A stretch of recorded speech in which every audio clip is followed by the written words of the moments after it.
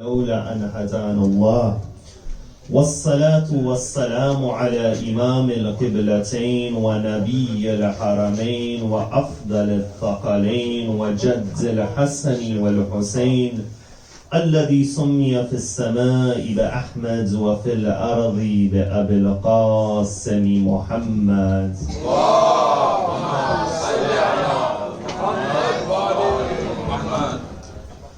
وعلى أهل بيته الطيبين الطاهرين المعصومين الصادقين والذين ذهب الله عنهم الرجس وطهرهم تطهيرا.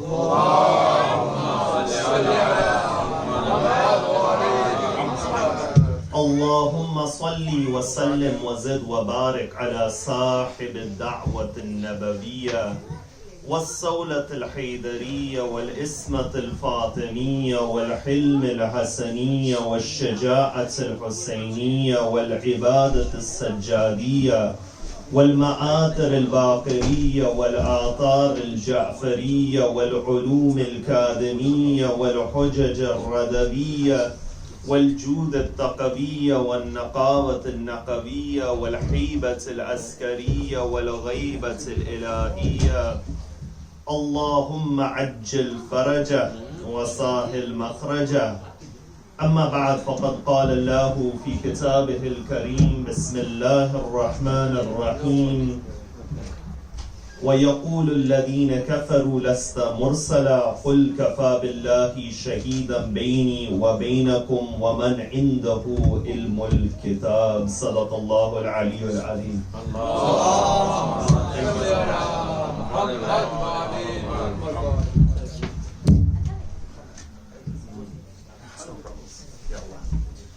For the love of Ahlul Bayt alayhim as-salam, sallu ala Muhammad wa ali Muhammad. For the love of Fatima Al-Zahra in particular, a second salawat ala Muhammad wa ali Muhammad.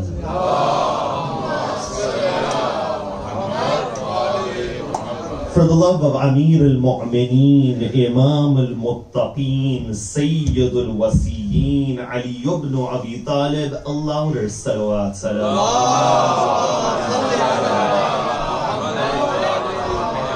For the hastening of the reappearance of the master of our time, one final salawat ala Muhammad wa ali Muhammad.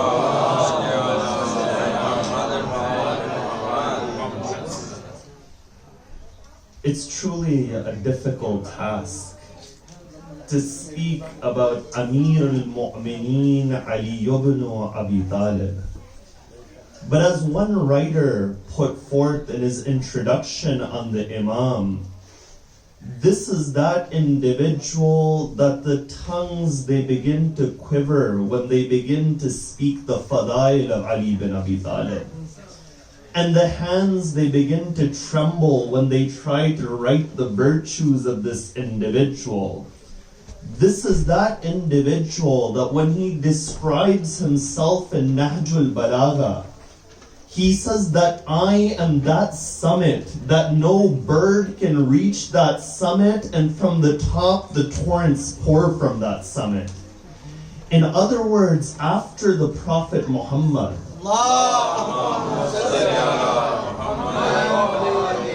if there is any virtue within the ummah and the nation of the Prophet, then that virtue goes through the door of Ali bin Abi Talib. And Allah reminded this to us time and time in the Quran. You know, there were many individuals in history who prayed in the time of Rasulullah. But Amir al-Mu'mineen is that individual that when he would pray and give his ring away in a ruku, Allah would reveal an ayat. Allah will say, إِنَّمَا وَلِيُّكُمُ اللَّهُ وَرَسُولُهُ وَالَّذِينَ آمَنُوا الَّذِينَ يُقِيمُونَ الصَّلَاةَ وَيُؤْتُونَ الزَّكَاةَ وَهُمْ رَاكِعُونَ. Allah says your wali, your guardian is only Allah, His Prophet, those who establish prayer and give zakat while in a state of ruku.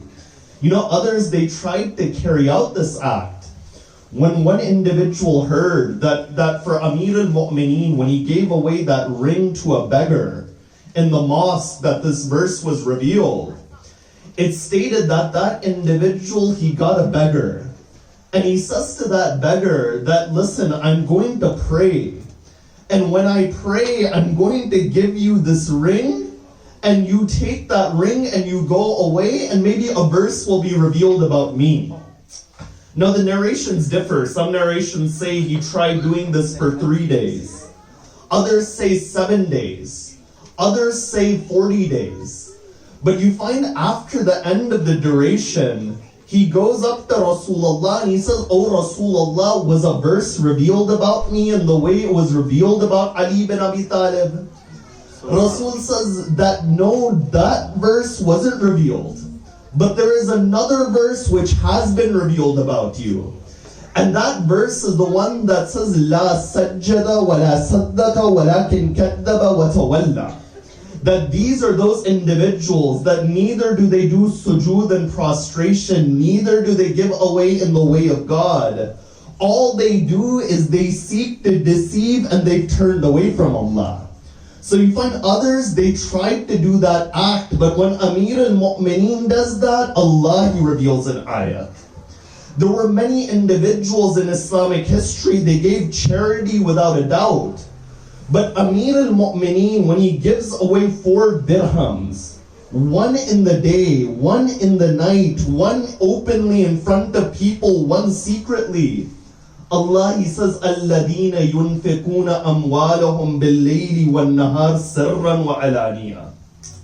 That there are those individuals who give in the way of God openly, secretly, in the day and the night. I say, oh Allah, there's many individuals who gave away in the day and the night, secretly, openly. Why is it that when this individual does it, you reveal an ayat? On the day of Dhatul Salasil, it stated 4,000 people went with Rasulullah upon that military expedition. But the moment Amir al-Mu'mineen, he gets upon his horse, and the horse of Amir al-Mu'mineen begins to hit the ground and begins to race forward, Allah, He reveals a chapter, وَالْآدِيَاتِ ذَبْحًا. And by those horses in the battlefield which rush forward, and by that hooves of those horses which hit the ground and sparks begin to fly. In other words, when Amir al-Mu'mineen gets upon a horse, Allah, He swears by that horse. وَالْآدِيَاتِ ذَبْحًا. You know, there are many different horses over there. When Allah takes a qasam in the Quran, Allah is taking a qasam to show the greatness of that object. But the greatness of Ali bin Abi Talib manifests within this chapter, that even that horse which Ali would sit on, Allah, He swears by that horse. You find another incident, it occurs. Amir al-Mu'mineen sleeps on the bed of the Prophet on the night of migration. Amir al-Mu'mineen, many other individuals slept in Islamic history. But when Ali bin Abi Talib sleeps upon the bed of the Prophet, Allah, He says, وَمِنَ النَّاسِ مَنْ يَشْرِي نَفْسَهُ ابْتِغَاءَ مَرْضَاتِ اللَّهِ.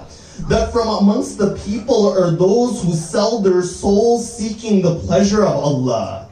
In other words, it is not the outward act which makes Amir al-Mu'mineen Amir al-Mu'mineen, but rather it is that inward reality. There are other individuals who perform the same act, but when Amir al-Mu'mineen performed it, it's as if there is a difference between night and day between the performance of that act.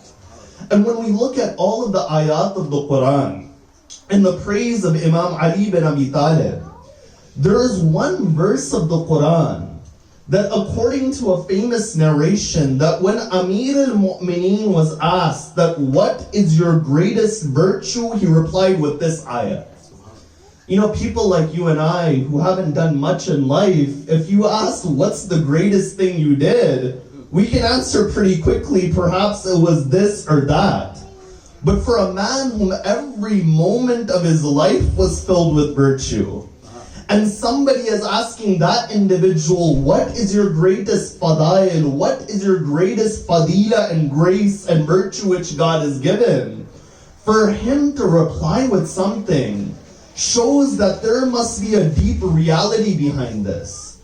And when Amir al-Mu'mineen was asked that what is the greatest verse in your praise, or in another variation of the tradition that what is your greatest virtue, the Imam replied with the final ayat, the final verse from the 13th chapter of the Quran, Surah Al-Ra'd. And that is that verse which says, وَيَقُولُ الَّذِينَ كَفَرُوا لَسْتَ مُرْسَلًا. That when those individuals who disbelieve say that you are not a messenger, O Rasulullah. In other words, when the kuffar, when the disbelievers, they deny your messengership, prophets say to them, قُل. Allah doesn't address them directly. He's saying, Rasulullah, tell them, قُل كَفَى بِاللَّهِ شَهِيدًا بَيْنِي وَبَيْنَكُمْ. Enough between me and you is that Allah is a witness. I say, after Allah is witnessing something, does anyone need anything else? That after the witnessing of Allah, that is sufficient over there. But if anything has been placed next to the testimony, the shahada, the witnessing of Allah, that is a direct evidence of the greatness of that reality. Because when the verse it finishes, it says, قُلْ كَفَى بِاللَّهِ شَهِيدًا بَيْنِي وَبَيْنَكُمْ وَمَنْ إِنْدَهُ إِلْمُ الْكِتَابِ. That, O Prophet, when they say you are not a messenger, bring forth two witnesses. Bring forth two pieces of evidence. The first witness is the witness of Allah. The second witness is the witness of that individual who has the knowledge of the entire book. You know, in mantiq and logic, there's a very simple principle that when you make a claim, the evidence has to be of the same type as the claim. يعني لزوم التناسخ بين المدعى والدليل. That there needs to be a type of compatibility. In other words, if I'm trying to explain a philosophical concept to you, I'm not going to use mathematics, I'm not going to use chemistry, I'm not going to use biology. I'll use the principles of philosophy to explain that philosophical concept. If I want to prove to you that the boiling point of water is 100 degrees Celsius, I'm going to use the scientific method. I'll take water, I'll heat it. Every time it reaches 100 degrees Celsius, that water will begin to boil. Because that concept which I'm proving is in the realm of chemistry, my daleel is in the realm of chemistry. Within this ayat, the concept, the idea we are establishing is that Rasulullah is a messenger. Now that daleel and that evidence for the messengership of Rasulullah must be of the same type as what messengership and risalat is.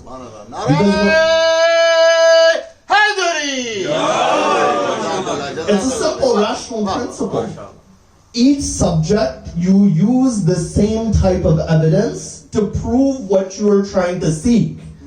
Now the question comes in, that if we are trying to prove messengership, and the daleel and the evidence of messengership is of the same type, what is the reality of messengership? That what is the reality of risala? Rasulullah, we find there is a verse of the Quran where the Prophet says, إِنَّمَا أَنَا بَشْرٌ مِثْلُكُمْ. That I am only a human like you, yuha ilayk. But revelation comes upon me. In other words, what we understand from this verse is that messengership and a risala is a connection between this physical world and the ghaib and the unseen. That what is messengership? If there was no messenger upon this earth, then that door to the unseen would be closed towards us. If we know what it is in the unseen, Rasulullah has told us what's in the unseen. He is that individual. If Rasulullah tells us it's an ayat of the Quran, we know it's an ayat of the Quran. And if Rasulullah says it's a hadith, it's a hadith. Otherwise, nobody else has that connection with the ghaib. So if a Rasulullah, if messengership, is another name for that connection with the unseen, then the one who is in evidence must also have a connection with the unseen. The one who is that proof for Risala. And how do you prove messengership? You prove messengership via a mu'jiza and a miracle. That this individual is able to bring forth something which is miraculous, and that proves that this individual is a messenger. Now when it comes to this ayat over here, the verse is stated, and I repeat it once more, that when the disbelievers say that you are not a messenger, O Muhammad, O Prophet, then say to them there are two evidences. The first is the witnessing of Allah. The second is the witnessing of the one who has the knowledge of the entire book. Now before we identify this individual, the question comes that what does it mean for Allah to witness? You know, you and I witnessing is very simple. We see something, we witness it, or we testify to it, and in that manner we witness towards it. But when it comes to Allah, oftentimes the same term is used for humans, and the same term is used for Allah, but there is a day and night difference. For example, we say that we have actions, and Allah has actions.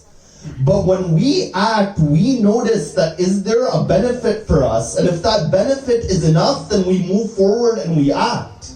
But when Allah asks, Ya ayyuhan nas antumul fuqara'u ilallah, wa huwa al-ghaniyul hamid, that you stand in need of Allah. Allah is ghani, He is self-sufficient, He is not in need of anything. So even though the word is the same, you find the reality is different.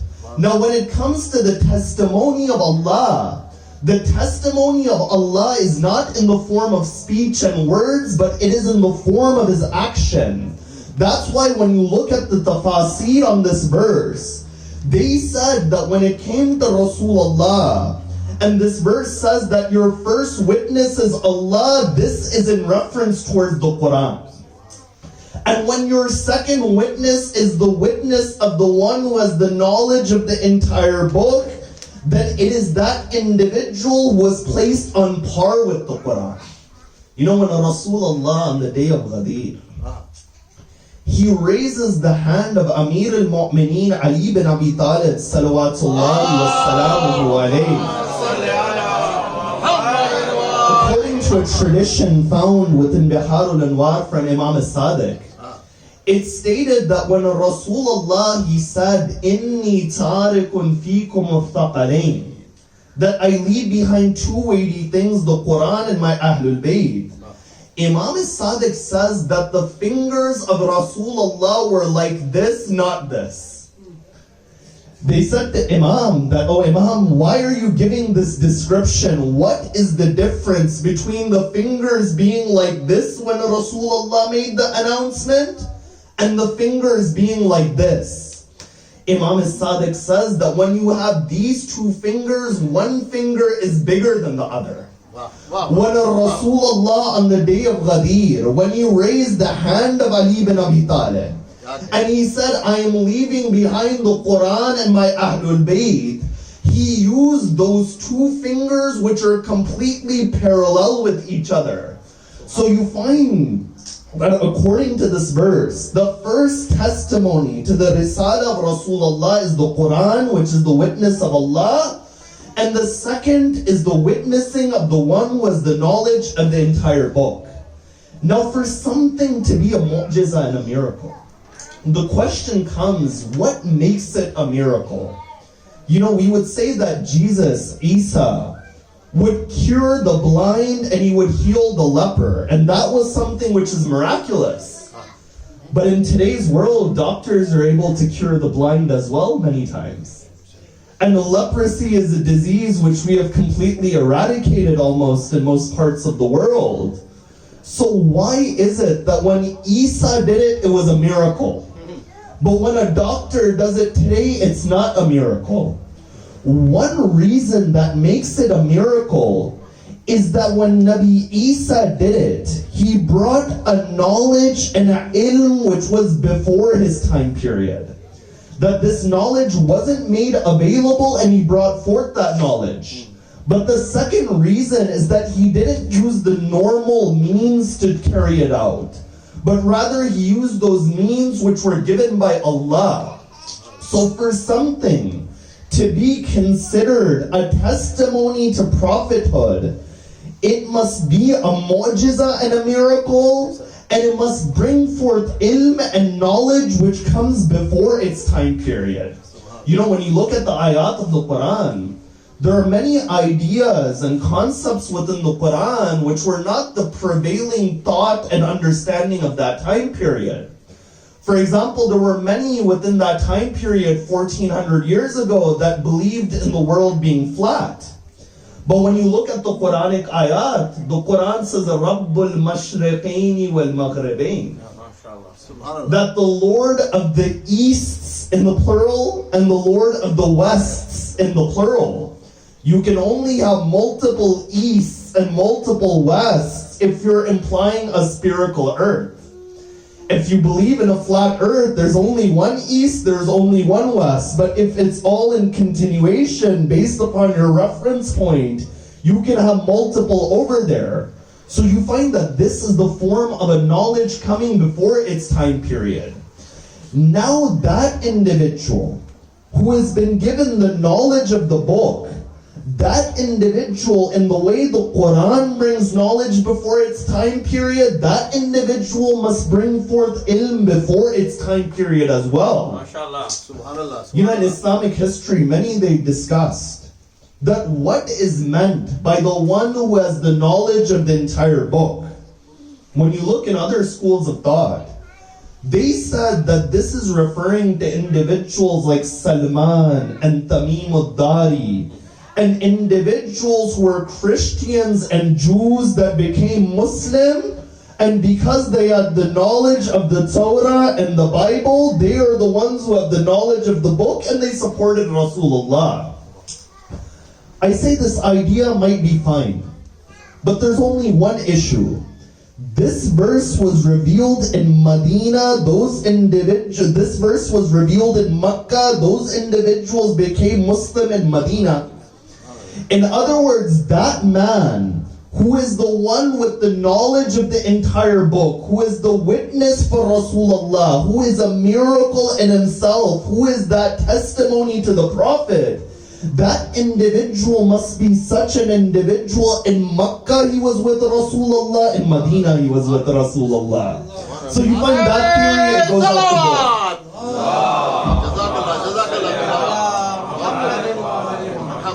Others said no, it's not those Christians and Jews who knew the Bible and the Torah and they became Muslim. They said that this verse is referring to those who have knowledge of the Quran. I say fine, we'll accept it. We'll accept that it's for those who have knowledge of the Quran. But who has the greatest knowledge of the Quran after Rasulullah in the Ummah of the Prophet? You know, when they went to Ibn Abbas is considered the greatest mufassir outside of Ahlul Bayt within the Muslim world, Shia or Sunni. When they said to Ibn Abbas, Aina ilmuka min ilmi ibn ammek, that where is your knowledge to the knowledge of your cousin Ali bin Abi Talib? You know what Ibn Abbas replies? He says, "Binisbati qatrat al-matar fil bahr al-muhit." That my knowledge to the knowledge of Ali is like a drop of rain within that entire ocean.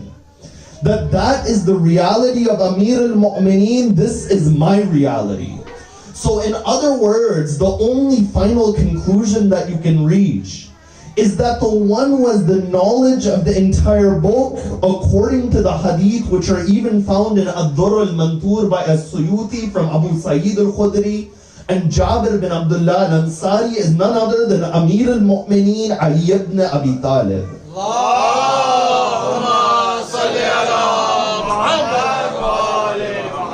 Now before I come to the nature of the ilm of Amir al-Mu'mineen, there's still one question left with this verse. And that question is that what does it mean to him to have knowledge of the book?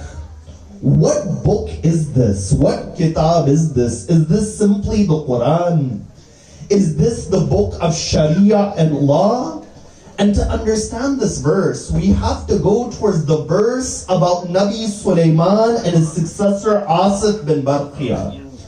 You see, when Nabi Sulaiman, he hears that there is a lady who has a kingdom by the name of Bilqis in an area known as Sheba. Nabi Sulaiman, he goes and he inquires about that kingdom. And when the news comes towards him via the bird known as Hudhud, the hoot-hoot bird, you find that it is told to Nabi Sulaiman that she has a miraculous throne. That it looks like it's upon water, but in reality it's upon clear glass. Now Sulaiman at that moment, when he gets this news, he turns towards those who are with him. And he says that, is there anyone who can bring that throne towards me? The Quran, it says, قَالَ إِفْرِيتٌ مِّنَ الْجِنِّ. That one of the jinn, he said, آتِيكَ قَبْلَ أَن تَقُومَ مِن مَقَامِكَ. That I will bring you that throne before you even stand up from that seat which you are sitting upon. After that, the Quran, it says that there was an individual, إِنْدَهُ إِلْمٌ مِّنَ الْكِتَابِ. That individual had knowledge from the book. He didn't have the knowledge of the entire book. But because he had just a portion of that knowledge, he says to Sulaiman that I will bring that throne back even before the blink of your eye, and he brings that throne. In other words, this kitab is not just the kitab of Shariat and law. This is not just the kitab or a book which is read and understood, but rather this is that kitab and that book of existence and reality. That the more one has knowledge of this book, the more the secrets of the universe they understand. And when they said to Imam as-Sadiq, they said, "Oh Imam, that this individual who brought the throne for Sulaiman before the blinking of an eye, how much of that book did he actually know?" Because the verse, it said, he had ilmun min al-kitab.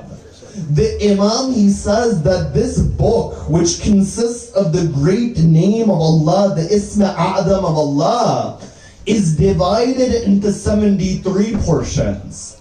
That individual had 1 out of 73, and he was able to bring that throne from the other side towards Sulaiman.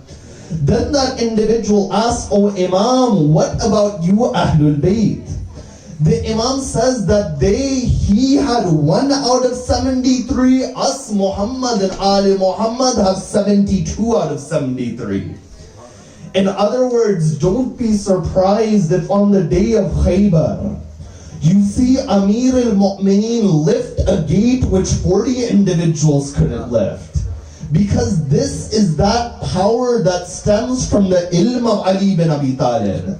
Now for Amir al-Mu'mineen to be that individual who has been called the one with the knowledge of the entire book, the question is that what is this knowledge of Amir al-Mu'mineen? You see, there is one word that if you really want to understand Amir al-Mu'mineen, you find that the word universal does justice to the Imam as much as words can do. When you look at the word universal in the English language, you find that it comes from the Latin root unum versus alias. And what that Latin root means is one in many. In other words, if there is anyone who is a common point in the Muslim Ummah after Rasulullah, it's none other than Amir al-Mu'mineen. That when you look at theology, there were many different groups of theology. There were the Mu'tazila, there were the Asharites, each had their own view. You find that the Mu'tazila, they take their ilm from Asif bin Wata, who takes it from Abu Hashim, who takes it from Muhammad al-Hanafiya, who takes it from whom? Who is the son of Amir al-Mu'mineen Ali bin Abi Talib. When you go to the realm, when you go to the realm of Islamic law, you find the four famous madahib in the Muslim world, the Hanafis, Malikis, Shafis, Hanbalis.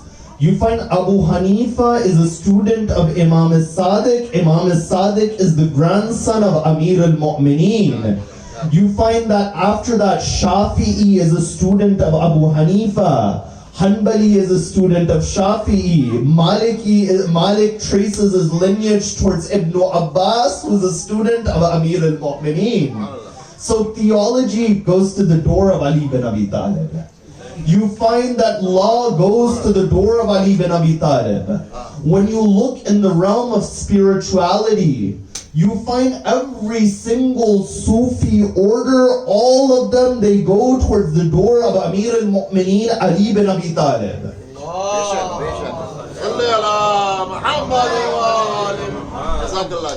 All of them, they go towards the door of Amir al-Mu'mineen Ali bin Abi Talib. You know, that's why Ibn Sina was such an individual that when the world was in crisis and they would try to figure out medical advancements even in Europe, they would go and they would read the canon of Ibn Sina. When they asked Ibn Sina, Avicenna, about Amir al-Mu'mineen, he says that the example of Ali to the rest of the companions is the example of the spiritual towards the materialistic individuals. In other words, when you look at spirituality, you find it comes from the door of the Imam. That is there anyone else in history who said, Ilahi, kafa bi izzan an akuna laka abdan, wa kafa bi fakhran an takuna li rabban. That, oh my Lord, enough for me and izzah and honor is that I am your servant. That in other words, when other people, they sought status and position and leadership and governorship, Amir al-Mu'mineen, despite it being the haqq and the right of Amir al-Mu'mineen, Amir al-Mu'mineen says that if I have any honor and izzah, that honor comes from me being the servant of Allah. And then he says that if there is any pride in my life, then my pride is the fact that you are my Lord. That have you heard anyone else say a statement similar to this in grandeur, similar to this in spirituality? No, this is that Imam. That he would say that I did not worship Allah tama'an li jannatik, wala khawfan min narik, وَلَكِنْ وَجَدْتُكَ أَهْلًا لِلْإِبَادَةِ فَعَبَدْتُكَ. That he says, oh Allah, I did not worship you out of the fear of hell, nor did I worship you out of the desire of paradise, but I worshipped you because I found you worthy of worship. And when an individual has reached such spiritual heights, only that individual, when you say to him, oh Ali, do you prefer to be in a mosque or do you prefer to be in paradise? And when you say that question towards him, he replies by saying, I prefer to be in paradise. And they say to him, oh Ali, why do you prefer paradise over a mosque? Why do you prefer a mosque over paradise? The Imam says, in a mosque, I am seeking the pleasure of Allah. And in paradise, it is my own pleasure which has reached us there. In other words, for you and I, when we look at existence, we look at existence in two levels. The first level is that we're in the world of action. After we pass away, the world of reward will come. But no, when Amir al-Mu'mineen would look at ibadah, when he would look at this world, he would find that the action itself is the reward. That there is no differentiation between the two, that itself is the reward. So you find that within the realm of spirituality, all go towards the door of Amir al-Mu'mineen Ali bin Abi Talib.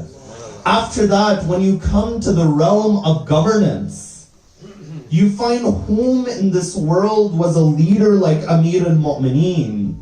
That even in 2002, when the United Nations had an Arab Human Development Report, there is a famous quote by Kofi Annan, who was the UN Secretary General at that time, where he says that I am surprised that there is anarchy in the Arab world when you had the example of Ali bin Abi Talib.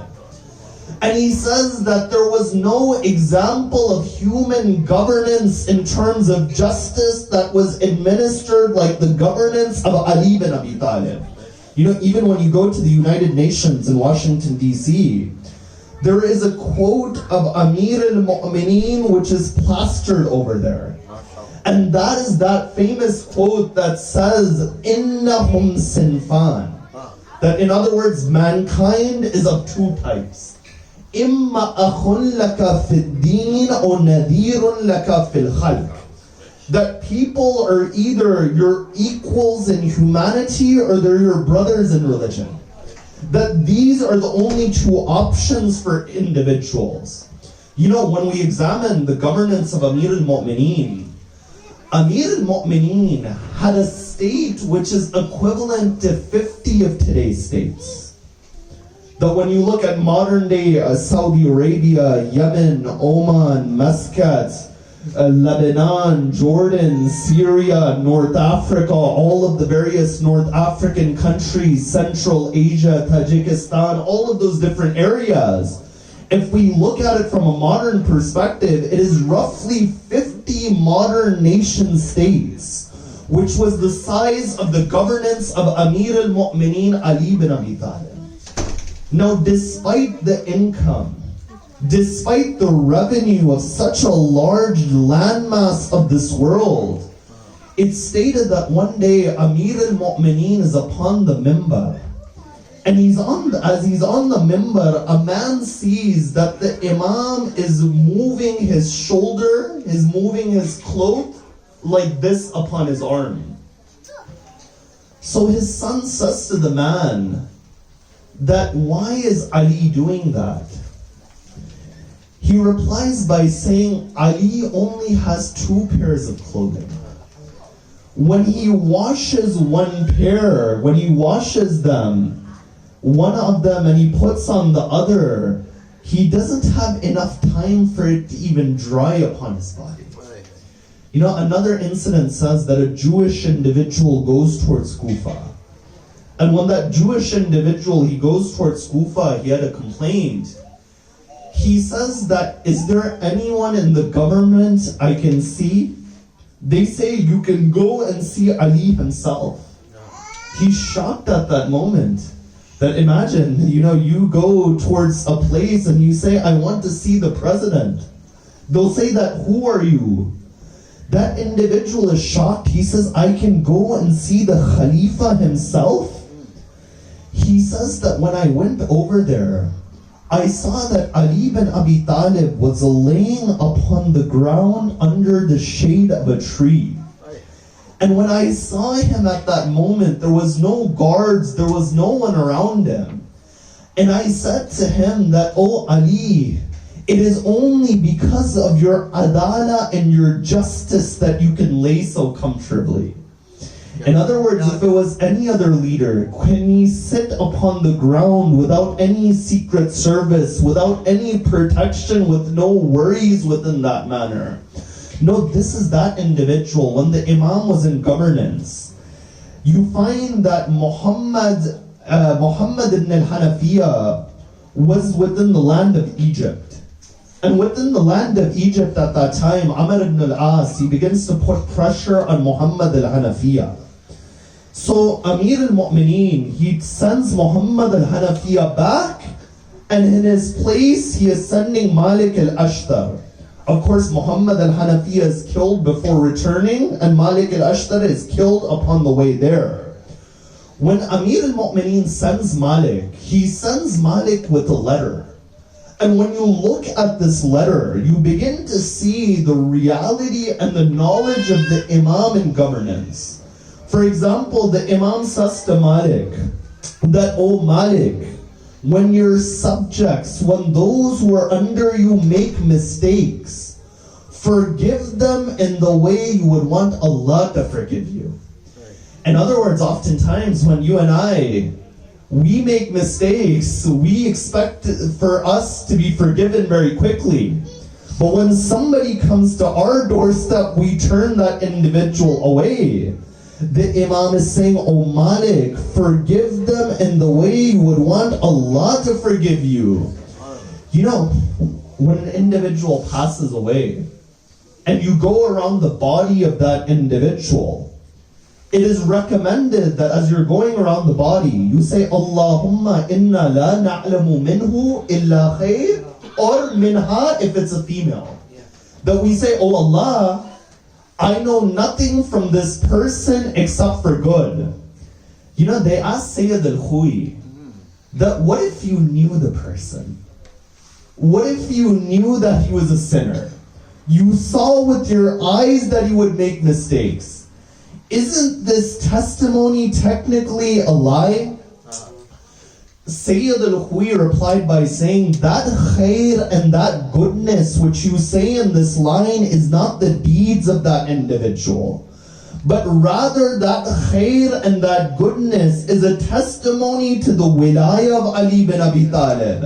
That when an individual has the wilayah of Amir al-Mu'mineen, then you're not allowed to look into the faults of that individual. You see that either this individual is with Ali bin Abi Talib or he's against Ali bin Abi Talib.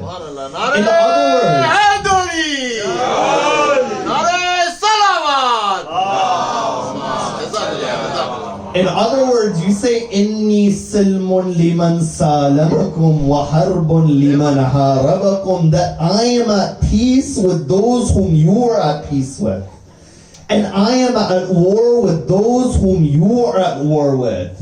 Because when it comes to the love of Amir al-Mu'mineen, you find that is that defining factor, which after that, you find every other identity comes second towards that. You know, I'm coming towards the end of my time. You know, there was an individual within the caliphate of the Imam. He comes towards Amir al-Mu'mineen and he says, "Ya Ali tahirni fa inni saraktu." That, "Oh Ali, I've stolen, purify me." The Imam says, "No, you've asked for forgiveness, this is enough." The man says, "No," again. A third time he says it. Amir al-Mu'mineen says, "Very well. The law is that we cut the fingers. If you want me to do this, I'll do it." The Imam cuts the fingers of that individual. Now, as this individual, after his fingers have been cut, on the way back, he runs into an individual by the name of Ibn al-Kawwa. Ibn al-Kawwa, he says to that man, "Man qata'a yadak?" That who cut your hand? He expected at that moment this man would begin to speak ill of Amir al-Mu'mineen. But you know what he says instead? He says, "Laytul Hijaz wa kabshul Iraq wa masadimul abdal fi yawm al-nazal wal muntaqil min al-juhal shariful asal karimul fadal أول المؤمنين وآخر المهاجرين المنصور بجبرائيل المنصوص بميكائيل المؤيد بجنود السماء أجمعين ذاك مولاي أمير المؤمنين على رغم المنافقين."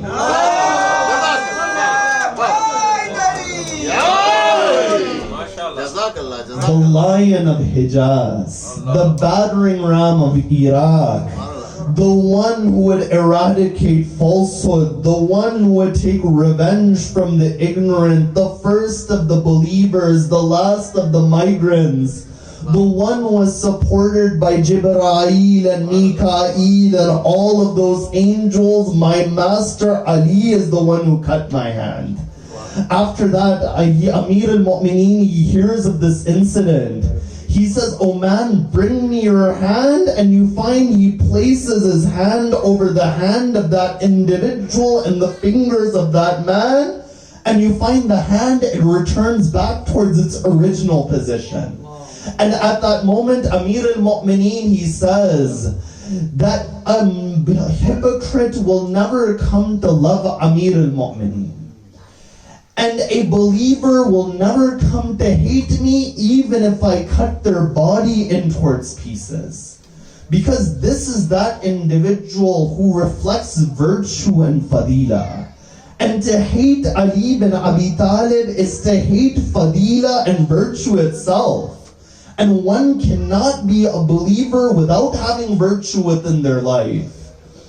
But when you look at all of history, you find many individuals, when they worshipped Allah, we begin to call them mu'min and believers. But there was only one individual that when he worshipped Allah, we would say that he is Amir al-Mu'mineen, the leader of the believers. You know, it's stated that upon this day, on the 13th of Rajab, that time had come that Fatima bint Asad was within the precincts of the Kaaba. And as she does the tawaf of the Kaaba, a cry is made from inside the wall of the Kaaba which says, "Ya Fatima udkhuli," that Fatima enter inside of the house. You know, when Sa'd ibn Sohan, he says to Ali that, "Oh Ali, who is greater, you or Isa?" Amir al-Mu'mineen says, "Oh Sa'sa, have you read the Quran? That when Maryam was about to give birth towards Isa within Baytul Muqaddas, within that blessed house, Allah said to Maryam, "Ukhruji, leave from this house. This is a house of ibadah, la Baytul Wilada." That this is a house of ibadah, not a house to give birth within. He says, "Oh Sa'sa, Maryam was told to leave at the time of the birth of Isa.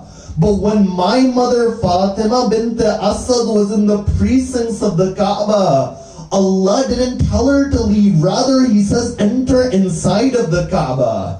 And then he says, "Oh Sa'sa, this was not a comparison between my mother and Maryam, but rather this was a comparison between my status and the status of Isa." You find that the wall of the Kaaba, it splits open. Fatima bint al-Asad, she enters inside of the Kaaba. It's stated that 3 days she spends within that house. And Rasulullah, he comes, and the moment Rasulullah comes, you find Amir al-Mu'mineen opens his eyes within the arms of Rasulullah.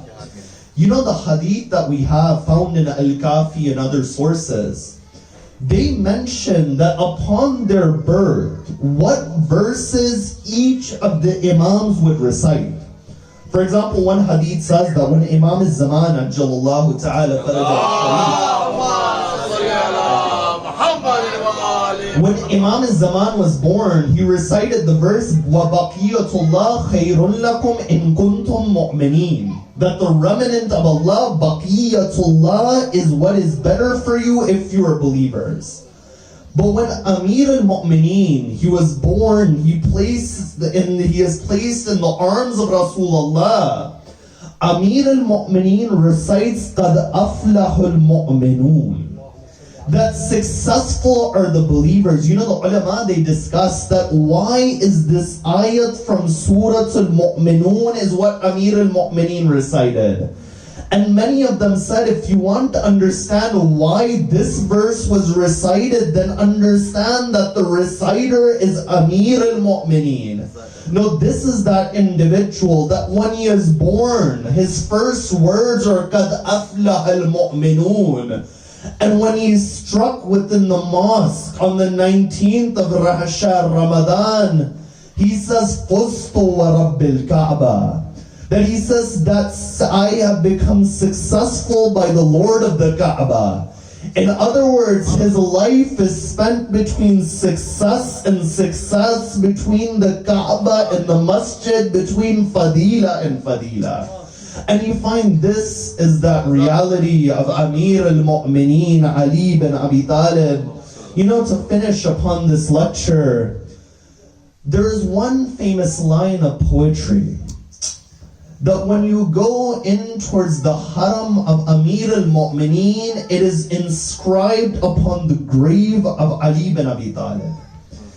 And this line of poetry is by a poet by the name of Abdul Baqi al-Amiri, who was a famous Iraqi poet who had come to the school of Ahlul Bayt alayhim salam. He writes this line of poetry about visiting the land of Najaf. And he says, Ya barqu in ji'ta al-gharifa qullahu aturaka ta'alam man bi ardika mawda'u. That it says, O lightning, when you come to the land of Najaf, do you know who is buried within the land of Najaf? He says, Fika ibnu Imran al-Kalim wa ba'dahu Isa yuqafihi wa Ahmadu yatba'u. He says that within the land of Najaf, Isa is buried in Najaf. And Musa is buried in Najaf. And Rasulullah is buried in Najaf. You ask the poet that Isa wasn't buried. Musa isn't in Najaf. Rasulullah isn't in Najaf. What do you mean? He says, Bal fika nurullahi jalla jalaluhu. But rather within this land, the nur of Allah lies within this land. You know, when you recite the ziyarah of Amir al-Mu'mineen, known as Ziyarat Aminullah, when we address the Imam, we say, Assalamu alayka ya nur Allah fi dhulumat al-ard.